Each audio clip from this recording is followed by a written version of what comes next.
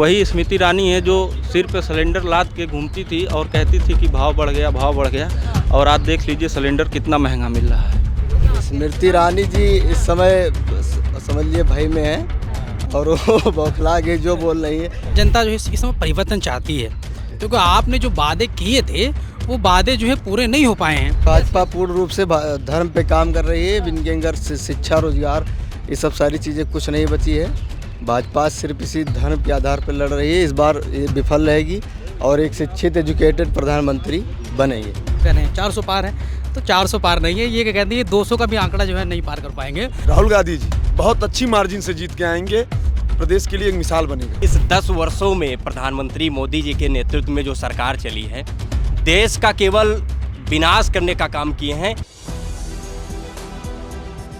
मैं हूं हयात अब्बास और आप देख रहे हैं 4 PM न्यूज़ नेटवर्क। लोकसभा चुनाव में जो पहला चरण था वो तो हो ही गया है, लेकिन अब बारी है अमेठी की। अमेठी से नामांकन की बारी है और राहुल गांधी का नाम बार बार निकल के आ रहा था और अब तो लगता है कि फाइनल होने वाला है। 26 तारीख को सूत्रों के हवाले से राहुल गांधी अमेठी से लोकसभा चुनाव के लिए नामांकन भरेंगे और शायद यही वजह है कि स्मृति ईरानी परेशान हैं। अपने भाषणों में उनकी एक बार फिर से भाषा बिगड़ने लगी है। फिलहाल आए दिन राहुल गांधी पर वो आरोप लगाती हैं कि उन्होंने 10-9 साल तक के कोई काम नहीं किया, जबकि सरकार उनकी है, कार्य क्षेत्र उनका है, लेकिन वो राहुल गांधी के ऊपर निशाना साधती आई हैं। लोगों के बीच जान लेते हैं कि स्मृति ईरानी के इस वो बेढंगे बयानों को कैसे देखते हैं स्मृति ईरानी को। 26 तारीख को नामांकन की बात सामने आते ही स्मृति ईरानी और भी बौला गई हैं, उल्टी सीधी बातें बोलती हैं, कभी आतंकवादी बता देती हैं, कभी कुछ बता देती हैं। राहुल गांधी को कैसे देखते हैं? स्मृति ईरानी जी हतोत्साहित हो गई हैं, कैबिनेट मंत्री रही हैं, उसके बाद भी अगर 5 साल में अपने क्षेत्र का विकास नहीं कर पाया। आखिर मुद्दा क्या था राहुल गांधी के हारने का? विकास ही मुद्दा था। विकास के बलबूते पे स्मृति ईरानी जी चुनाव जीती थी। 5 साल में उनको विकास करवाना चाहिए था, लेकिन विकास वो जो कह के वादा किया गया था वो वादा पूरा नहीं हो पाया। इंडिया गठबंधन के जो संभावित उम्मीदवार हैं आदरणीय राहुल गांधी जी, उनके आने से उनको डर है। उनको ये लगता है कि मैं चुनाव हार जाऊंगी, और हार भी जाएंगी, ये तो निश्चित है। क्यों हार जाएंगी उसका कारण है बेरोजगारी चरम सीमा पे है, छात्र बेरोजगार हो रहा है, किसान बदहाल है, चिकित्सा जो है वो बदहाल है। ठीक, ऐसी कोई व्यवस्थाएं नहीं हैं कि जहां सुचारू रूप से चल रही हैं। हम क्या बात कर रहे हैं? हम इसी चीज़ की तो लड़ाई लड़ रहे हैं। वो धर्म की लड़ाई लड़ रही हैं, हम इस चीज़ की लड़ाई लड़ रहे। वो ये चाहते हैं कौन क्या पहनेगा, कौन क्या खाएगा, कौन क्या बोलेगा, वो इस चीज़ की बात करते हैं। हम ये बात करते हैं कि लोग अपने हक को मांगेंगे कैसे, लोगों को हक मिलेगा कैसे, उनको शिक्षा कैसे मिलेगा, रोजगार कैसे मिलेगा, बिजली पानी स्वास्थ्य कैसे मिलेगा, हमारी मूलभूत सुविधाएं जो बेसिक ज़रूरत है, हम उस पर बात करते हैं। क्या लगता है कि स्मृति ईरानी और राहुल गांधी की टक्कर होती है अमेठी से तो जीत किसकी होगी? और क्या ये जो वादे करती थी, सिलेंडर की बात कर लूँ, चीनी की, तमाम वादे इन्होंने अमेठी की जनता से किए थे, लेकिन धरातल जो है वो हकीकत लोगों के मुंह से ही बयान होती है, तभी हम उसको सच मानते हैं। कैसे देखते हैं आप इसको कि 480 वादे किए थे वो पूरे? 480 रुपये का सिलेंडर थी, यही स्मृति ईरानी जी धरने पे बैठी थी। 1100 हो गए, कोई नहीं बाहर आया। यही मुद्रा अवमूल्यन की बात हुई थी, 59 रुपये था, आज 80 रुपये से ऊपर है, कोई बात नहीं करता। आप हमारी देखिए, चाहे हंगर इंडेक्स हो, चाहे देश की पत्रकारिता में हो, देश के किसी भी चीज़ में जो पूरे उसमें देखा जाता है परिपेक्ष में, उसमें हम पिछड़े ही हैं, कहीं एक भी स्तर पे आगे नहीं जा रहे हैं। विश्वविद्यालयों की व्यवस्था देख लीजिए, विश्वविद्यालय में स्वघोषित कुलपति तो हैं, लेकिन शिक्षा का स्तर गिरते जा रहा है। शिक्षा का स्तर ये गिरता है कि जहाँ शिक्षकों को 100 की अनुपात होने, 100 लोग होने चाहिए, वहाँ 20 हो रहे हैं। क्लास PhD स्कॉलर के भरोसे चल रहा है। आप किस गुणवत्ता शिक्षा की बात करते थे? आप किस स्किल इंडिया की बात करते थे? कहाँ स्किल दे रहे हैं? आप स्किल दे रहे हैं तो 9,000-8,000 रुपये में वेटर बना रहे हैं। आप किस स्किल की बात करते? आप इसी विश्वविद्यालय में किसी एक सेमेस्टर का फीस 30,000 रुपये लेते हैं। वो लड़का 4 साल NEP के अंदर कोर्स करता है, 4 करके अपना 3-4 लाख रुपया इन्वेस्ट करता है। उसके बाद आपको उसको सालाना पैकेज 9,000 रुपया महीने के हिसाब से उसको 1,20,000 रुपये सालाना में आप घुटाते हैं। आप किसकी बात? 2 सेमेस्टर का फीस तो आप 1 साल की सैलरी दे रहे हैं, उससे ज़्यादा तो आपका सेमेस्टर फीस है। आप किस एडवांस टेक्नोलॉजी की बात करें? क्या है यहाँ? आप क्या दे रहे हैं? कुछ तो हमें बताइए। कहीं आपको ऐसा नज़र नहीं आएगा कि जहाँ शिक्षा हो, स्वास्थ्य हो या इस चीज़ में मूलभूत परिवर्तन आप आए दिन देखते रह रही हैं कि हर जिले अस्पताल में कहीं घोड़ा चला जा रहा है, कहीं गधा चला जा रहा है, कहीं खच्चर चला जा रहा है, कहीं लोग अपने माँ परिवार जो दवाई है स्ट्रेचर के बिना लेके घूम रहे हैं, कहीं दवाई नहीं मिल रही है, कहीं बाहर से लोग दवाइयाँ लिख रहे हैं। भ्रष्टाचार तो चल रहा है, लेकिन किसी को पता नहीं भ्रष्टाचार में कालम पूर्ति हो रही है। हमें लगता है कि स्वास्थ्य मंत्री जी के पास इतना भी अधिकार नहीं है कि एक जो हेल्थ में सबसे नीचे का जो होगा कर्मचारी उसका भी ट्रांसफ़र कर सके। हमें तो नहीं उम्मीद है और उनसे व्यवस्थाएं परिवर्तन नहीं हो सकती। क्या लेके आए थे जीएसटी पे, तो इन्होंने यही ना कहा था। विकसित भारत की बात कहते हैं कि विकसित भारत बनाया है, आप इससे एग्री करते हैं? कौन सा विकसित भारत? आज जिस तरीके से बेरोजगारी दर लगातार बढ़ रहा है, देश के प्रधानमंत्री जी लगातार ये वादा करते रहे कि 2 करोड़ प्रतिवर्ष रोजगार युवाओं को देंगे, लेकिन आज देखा जाए तो विश्व में सबसे युवा प्रधान देश भारत है, लेकिन सबसे ज़्यादा युवा बेरोजगार यहीं पर है। और जिस तरीके से इस 10 वर्षों में प्रधानमंत्री मोदी जी के नेतृत्व में जो सरकार चली है, देश का केवल विनाश करने का काम किए हैं और मात्र 2% पूंजीपतियों का भला करने का काम किए हैं। स्मृति ईरानी को कैसे देखते हैं अमेठी से? देखिए, स्मृति ईरानी जी एक महिला हैं, आधी आबादी का प्रतिनिधित्व करती हैं, लेकिन जब मणिपुर की हिंसा होती है, तमाम बहन बेटियों के साथ जिस तरीके से अमानवीय व्यवहार किया जाता है, तो लेकिन स्मृति ईरानी जी दिखती नहीं हैं। वहीं साक्षी मलिक जी लगातार कई महीने धरने पर बैठी रहीं, न्याय की मांग करती रहीं, लेकिन उन्हें क्या मिला? डॉक्टर रितु सिंह लगातार दिल्ली में आंदोलन करती रहीं, उनको नौकरी से निकाल दिया गया। उनके साथ जिस तरीके से जातीय उत्पीड़न हुआ, उनको न्याय आज तक नहीं मिला। लेकिन इन महिलाओं के शोषण और अत्याचार पर स्मृति ईरानी अपना मुंह तक नहीं खोलती हैं। किस मुंह से वो जनता के बीच में जाएंगी, चुनाव लड़ेंगी?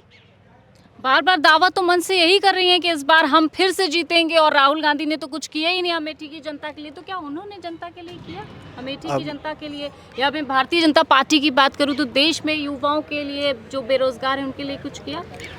जी, मुझको ऐसा ज़रूर लगता है कि अगर राहुल गांधी जी नैतिक रूप से हार स्वीकार नहीं किए होते तो वो अमेठी छोड़कर वायनाड नहीं गए होते।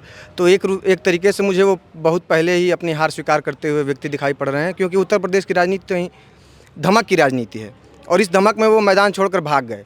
इस बार भी वो प्रतीक्षा कर रहे थे कि वायनाड का चुनाव हो जाए, उसके बाद से अब तक उनका नाम स्पष्ट रूप से नहीं आ पाया, जबकि वो जब चुनाव जीत रहे थे 2009 में या उससे पहले भी, तो बहुत बेहतर एक प्रत्याशी के रूप में निखर के आए थे। तो मोदी जी ने मंच से ये क्यों कहा था कि शहजादे के लिए एक उत्तर प्रदेश में सुरक्षित सीट है, यानी कि अमेठी की तरफ इशारा था? मतलब उनको भी लगता है कि स्मृति ईरानी का इस बार पत्ता साफ हो जाएगा? नहीं, उनका इशारा ये था कि उत्तर प्रदेश में और कहीं तो नहीं, लेकिन मुंह छुपाने भर की अगर उनको वोट चाहिए तो उनको अमेठी लौट के आ जाना चाहिए, लेकिन हार उनकी सुनिश्चित है, मुझे ऐसा लगता है। कैसे देखते हैं आप, इनकी बात से सहमत है? नहीं है, बात यह है कि जीत हार का दम भरने का कार्यकर्ताओं का अधिकार है, लेकिन जहाँ तक मुझे लगता है और मेरा अभी जितना मेरा सर्वे कहता है, मेरा रिपोर्ट कहता है, आदरणीय राहुल गांधी जी बहुत अच्छी मार्जिन से जीत के आएंगे, प्रदेश के लिए एक मिसाल बनेगा वो। देखिए, राहुल गांधी जी अमेठी से ही नहीं, तमाम लोकसभाओं से वो जीत सकते हैं, क्योंकि राहुल गांधी वर्तमान परिदृश्य में जिस तरीके से भारतीय राजनीति में वो 30 लाख युवाओं को रोजगार देने की बात कर रहे हैं, युवाओं की उम्मीद बन चुके हैं, महिलाओं की उम्मीद बन चुके हैं, वो महिलाओं को राजनीतिक भागीदारी देने की बात कर रहे हैं, तो कहीं ना कहीं राहुल गांधी जिस तरीके से एक भावनात्मक तरीके से जनता उनसे जुड़ रही है, और निश्चित तौर पे राहुल गांधी के नेतृत्व में जो इंडिया गठबंधन बना है 2024 में जीत दर्ज करेगा। है कि राहुल गांधी स्मृति ईरानी को टक्कर दे पाएंगे, और मंच से लगातार दावे कर रही है अपनी जीत की, कैसे देखते हैं? नहीं, स्मृति ईरानी को ये दावा छोड़कर जो है उनको ये ध्यान देना चाहिए कि पहले जो सिलेंडर के लिए जब वो प्रदर्शन करने आती थी तो क्या वो दिन भूल गए? क्या जनता तो नहीं भूली है? ये जनता उनसे वही अपेक्षा कर रही है जो अपेक्षा वो जब विपक्ष में थी तब जिस तरीके से आती थी, तो इसलिए जनता मन बना चुकी है कि स्मृति ईरानी वहाँ नहीं है, वहाँ जो है सिर्फ राहुल है, और विपक्ष पूरा अपने नेता के रूप में उनको देख रहा है। तो इसलिए राहुल गांधी और स्मृति ईरानी का कंपैरिजन करना मुझे लगता है उचित नहीं है। 400 पार का नारा दे रहे हैं प्रधानमंत्री जी, कैसे देखती है इसको? मैम, जब बिहार का चुनाव हुआ था तो वो कह रहे थे कि 200 पार है। अब क्या कहते हैं, पूरे राज्य का चुनाव, पूरे भारत का चुनाव रहा तो वो कह रहे हैं 400 पार है। तो 400 पार नहीं है, ये क्या कहते हैं, 200 का भी आंकड़ा जो है नहीं पार कर पाएंगे। और रही स्मृति ईरानी की बात, अमेठी से स्मृति ईरानी नहीं है, देखिए आज जो स्मृति ईरानी जो है वो विचारों की राजनीति नहीं कर रही है, वो कहते हैं व्यक्तिगत राजनीति कर रही हैं। अभी हाल ही में जिसे कहते हैं उन्होंने उन पे राहुल जी गांधी पर क्या कटाव किया, कहते हैं मुझे वो कर रहे हैं। और रही अमेठी की जनता की बात, तो अमेठी की जनता जब स्मृति ईरानी को जिताया था तो उन्होंने कहा था कि हम चीनी के दाम हल करेंगे, 8 रुपये किलो चीनी मिलेंगे। आप देखिए चीनी के दाम कहाँ पहुँच गए हैं। और रही कहते हैं और स्मृति ईरानी महिलाएँ हैं। अब आपने देखा है कि मणिपुर की अभी घटनाएँ हुई थी, हालांकि उन्हें महिलाओं का क्या कहते हैं महिलाओं के जो मुद्दे हैं वो रखना चाहिए, लेकिन स्मृति ईरानी जो है बाल विकास मंत्रालय वो बाल विकास मंत्रालय नहीं देखती है। और रही विकास मंत्रालय नहीं देखती है, वो अभी भी जिसे कहते हैं जो पुष्टि आहार वो है विभाग है, पुष्टि आहार विभाग, जो महिलाओं के लिए और जो बच्चों के लिए जो खाना मिलता है वो उस पर तो निरा भ्रष्टाचार ही है। बच्चों को मिलता ही नहीं है खाना, बच्चों को खाना नहीं मिलता है। और रही स्मृति ईरानी कह रही है कि हम अमेठी चुना, तो अमेठी की जनता इस बार जो है समझ गई हैं और अब जनता जो है 2024 में जो है अपने जो वोट का सही उपयोग करेंगे। क्या लगता है अमेठी में टक्कर होती राहुल स्मृति की तो किसकी जीत होगी? देखिए, इसमें राहुल गांधी ही जीतेंगे और पीडीए ही एनडीए को हराएगा। माननीय राष्ट्रीय अध्यक्ष जी पहले ही कह दिए हैं। और वही स्मृति ईरानी है जो सिर पे सिलेंडर लाद के घूमती थी और कहती थी कि भाव बढ़ गया, भाव बढ़ गया। और आज देख लीजिए सिलेंडर कितना महंगा मिल रहा है। और इन्होंने कहा था कि 15 लाख आप सबके अकाउंट में डालेंगे। कहाँ हम लोगों को मिला 15 लाख? किसी को मिला? आपको मिला? किसी को नहीं मिला 15 लाख। एक युवा के तौर पे कैसे देख रहे हैं? देश में 10 साल तक के भाजपा भारतीय जनता पार्टी रही और ये तमाम वादे करती रही कि हमने जो कहा है वो पूरा किया है, विकसित भारत डंका बजवाया है। देश में जनता क्या सोच रही है इनको लेकर? देखिए, जनता जो है इस समय परिवर्तन चाहती है, क्योंकि आपने जो वादे किए थे वो वादे जो है पूरे नहीं हो पाए हैं। मैं ऐसा नहीं कह जा सकता कि मतलब मोदी जी ने काम नहीं किया। मोदी जी ने काम किया है, इसमें कोई गारंटी नहीं है, लेकिन वो काम किए जो कि जनता को नापसंद है। अभी भी जो है हाल ही में जिसे कहते हैं इन्होंने एक बहुत ही अच्छी योजना उन्होंने डाली थी कि पेयजल योजना की उन्होंने जो जल को पहुँचाना था, मतलब गाँव में जल पहुँचाना था, वो तो उसमें उसकी जब खुदाई की तो उसमें घोटाला तो है ही है, लेकिन जब उसमें जो है खुदाई करी तो गाँव के गाँव तबाह हो गए हैं और इससे जनता परेशान है। आपको बदलना चाहती है अभी देखिए, अभी हमारे प्रधानमंत्री क्या कहते हैं कि एक परिवार एकल परिवार। देखिए सही है। अभी जो है आयुष्मान कार्ड जो बना, अभी आयुष्मान जो कार्ड जो बना है उस पर जो है अब जो है इन्होंने अब क्या किया कि आयुष्मान कार्ड उसका बनेगा जिसके 7 व्यक्ति होंगे। अगर 7 यूनिट अगर होते हैं तब आयुष्मान कार्ड बनेगा, वरना आयुष्मान कार्ड नहीं बनेगा। तो ये तमाम तरह के मुद्दे हैं बहुत। और सबसे बड़ी बात तो ये है, देखिए मैं एक लखनऊ विश्वविद्यालय में पढ़ रहा हूँ, तो मेरे पिताजी या मैं इस उपदेश से पढ़ रहा हूँ कि मेरा एक अच्छी आगे चल के मेरा कोई अच्छी भविष्य हो। अब रोज़गार मिलेगा, कुछ है ही नहीं, रोज़गार है ही नहीं, रोज़गार बात ही नहीं, बात है बाजती मुद्दा बाजती ये है। और पाकिस्तान का नाम लेंगे और फिर क्या जम्मू कश्मीर का नाम लेंगे और तीसरा राम मंदिर तो है ही। बाकी जो है जनता को जो है जहाँ कहीं जाओ मतलब धर्म की अफीम चढ़ गई है लोगों पे क्या? जी, भाजपा पूर्ण रूप से धर्म पे काम कर रही है। इनके अंदर शिक्षा, रोजगार, ये सब सारी चीज़ें कुछ नहीं बची है। भाजपा सिर्फ इसी धर्म के आधार पर लड़ रही है। इस बार ये विफल रहेगी और एक शिक्षित एजुकेटेड प्रधानमंत्री बनेंगे। जी, ये तो स्मृति ईरानी तो वहाँ से चुनौती दे रही है राहुल गांधी को कि इस बार फिर हमारा अमेठी होगा। स्मृति ईरानी जी इस समय समझ लिए भय में है और वो बौखला गए जो बोल रही है। इस समय सरकार पूरी, प्रधानमंत्री जी भी उल्टा सीधा बोलने लगे हैं, धार्मिक रूप ले लिया है। हाँ, अब इस समय सरकार बदलेगी, स्टूडेंट यूथ जो है बदलाव चाह रही है। जी, शिक्षा और उस पर अब जैसे कि एक गांव में कहावत है, जब कुत्ता मरने वाला होता है, बौरा जाता है, तब ज़्यादा बोलता है, तब उसके बाद मर जाता है। तो वही हाल है इसमें स्मृति ईरानी का। हाँ, और ये जैसे कि जो ये 400 का नारा लगा रहे हैं, गांव में कुर्सियां बेचने आते हैं वो भी 400 का नारा देते हैं, लेकिन आके 150 में सिमट जाते हैं, 150 में कुर्सियां देके जाते हैं। तो यही हाल समझिएगा भाजपा का इस बार। अच्छा, हाँ, तो मतलब ये 400 पार का नारा खोखला है। हाँ, खोखला है। मोदी जी की गारंटी? अरे तो गारंटी का ये इसमें गारंटी है ही नहीं। अरे इतना ही गारंटी दे रहे हैं तो 200 किलो RDX की गारंटी तो भैया पता लगाओ कहाँ से आया था पुलवामा अटैक में, वो इनको नहीं पता है। 400 पता कि हम 400 लेके आ जाएंगे। अगर गारंटी देनी होगी तो ये दें कि MSP की गारंटी दें, युवाओं को कहते हैं नौकरी की गारंटी दें और महिलाओं को जो है सुरक्षा, महिलाओं को अच्छी सुरक्षा दें। ये है गारंटी। क्या है मोदी जी गारंटी?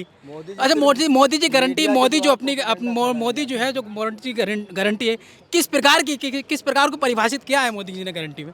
मोदी जी ने सिर्फ पूरा बजट मीडिया द्वारा प्रोपेगेंडा फैलाने में लगा दिया है। इस बार मोदी मतलब आप मानते हैं कि गोदी मीडिया भी वो जो 400 पार का नारा दिखा रही है? जी बस उसी में पार होगा, बाकी 150 भी पार नहीं कर पाएगी सरकार इस बार। अगर भाजपा 400 पार के लिए बहुत सुनिश्चित है, अपनी जीत सुनिश्चित कर रही है, तो मैं उससे पूछना चाहता हूँ कि आखिर भारतीय जनता पार्टी क्षेत्रीय जो छोटे छोटे दल हैं उनके सामने क्यों मजबूर है? क्यों वो सुहेलदेव भारतीय समाज पार्टी के अपने मजबूरन उनको एक एमएलसी तक बनवा लिया मजबूरी में। वहीं अभी जो है निषाद पार्टी ने भी यही काम करवा लिया मजबूरी में उनसे। सबके आगे वो झुक रहे हैं, तो आखिर क्या मजबूरी है? अगर वो 400 पार हैं तो इंडिया गठबंधन को भी टुकड़े टुकड़े गैंग कह रहे टूट जाएगा। अरे तो वो जहाँ से लेकर कश्मीर कन्याकुमारी तक के गठबंधन नहीं किए हैं? कहाँ पर भारतीय जनता पार्टी गठबंधन नहीं किए हैं? सब छोटे छोटे दलों को गठबंधन किए हैं। देखिए इंडिया गठबंधन ने बड़ी बड़ी पार्टियों को गठबंधन किया है, लेकिन भाजपा वाले तो इस कगार के पीछे छोटी छोटी गलियों वाली पार्टियों को अपने में अपना रहे हैं। तो ये सोचिए, इंडिया वाले तो चलो बड़ी बड़ी पार्टी हैं, लेकिन भाजपा में तो छोटी छोटियों को जोड़े रहे हैं, टुकड़ों टुकड़ों को। तो इस बार क्या मुद्दा रहने वाला है? इस बार मुद्दा क्या, जनता ने अपना मन बना लिया कि भाजपा को तो हटाएगी इस बार। देखिए क्योंकि ये जो अभी तक तो राम मंदिर की राजनीति करके आ रहे थे, इनका सीधा साधा वही है कि ये जनता को बनाएंगे। इनका मतलब कहना ये, जब जनता पढ़े लिखेगी ही नहीं, जब होगी नहीं आपस में, जब अनपढ़ रहेगी तो मंदिर मस्जिद के लिए मरेगी। अगर जो पढ़ी लिखी होगी, एजुकेटेड होगी, तो वो अपने हक के लिए बात करेगी ना। भाई ने बहुत अच्छी बात कही कि पढ़ा लिखा नेता समाज के हमारे समाज में होना बहुत आवश्यक है। मैं अपने गाँव का उदाहरण देता हूँ। मेरा गाँव जो है, मेरे गाँव के प्रधान जो है, मैंने अपने गाँव के प्रधान को लेटर पैक लिखा। अपना है असलम चौधरी हमारे गांव के प्रधान हैं। मैं शिक्षित व्यक्ति की बात कर रहा हूँ, शिक्षित और अशिक्षित व्यक्ति की बात कर रहा हूँ। भैया ने बहुत अच्छी बात कही, पढ़ा लिखा नेता होना आज के लिए बहुत ज़रूरी है, क्योंकि पढ़ा लिखा नेता जो अच्छी पॉलिसी बनाता है और समाज को एक अच्छी दिशा में लेके जाएगा।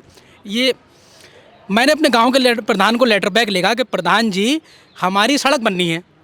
तो प्रधान जी ये समझ पाए कि कहते हैं कि इन्होंने जो कार्रवाई कराई है लखनऊ से, तो प्रधान जी है बहुत गुस्सा। तो ये देखिए आप लगा सकते हैं कि मैंने एक प्रार्थना पत्र के थ्रू जो है अपनी मतलब लिखित रूप में मैंने बात कही थी कि प्रधान जी हमारे यहाँ का रोड बनना है। तो प्रधान जी ये समझ पाए कि ये इसने जो मेरे ऊपर कार्रवाई कर दी है। ये दिशा है, देखिए ये वास्तविकता है। ऐसे जाहिल लोग जिसे कहते हैं राजनीति में बैठे हैं, जिनको ये नहीं पता कि संविधान क्या है, जिनको ये नहीं पता कि क्या कहते हैं कि विकास किस तरह से होना है, जिनको ये नहीं पता कि महिलाओं की सुरक्षा कैसी होनी है, जिनको ये नहीं पता कि कहते हैं कि समाज में किस तरह से व्यवहार करना है। इस तरह से राजनीति, अनपढ़ लोग बैठे हैं, जाहिल लोग बैठे हैं, जिसे कहते हैं जाहिल, कुछ नहीं कह सकते अगर उनके सामने अपनी बात रखते बात समझ नहीं सकते हैं। जाहिल लोग बैठे हैं, ऊपर से लेकर नीचे तक जाहिल बैठे हैं। तो क्या ये वाकई में संविधान बचाने का चुनाव है? बेशक संविधान बचाने का चुनाव। देखिए संविधान, ये कहना तो खैर गलत है कि संविधान नहीं, संविधान है और रहेगा, ऐसी बात नहीं है। और जो लोग जिसे कहते हैं, जो लोग अगर सत्ता में विराजमान है तो वो संविधान के बदौलत विराजमान है। बिल्कुल। तो राहुल स्मृति को लेकर लोग क्या सोच रहे हैं? लोकसभा चुनाव का दूसरा फेज स्टार्ट होने वाला है, तो हम लोगों के बीच राय जान रहे हैं कि आखिर राहुल और स्मृति पर लोगों की क्या राय है। आप भी हमें कमेंट बॉक्स में ज़रूर बताइएगा कि राहुल और स्मृति के अमेठी चुनाव को कैसे देखते हैं। कैमरा पर्सन सत्यनारायण के साथ मैं हयात अब्बास, 4PM न्यूज़ नेटवर्क।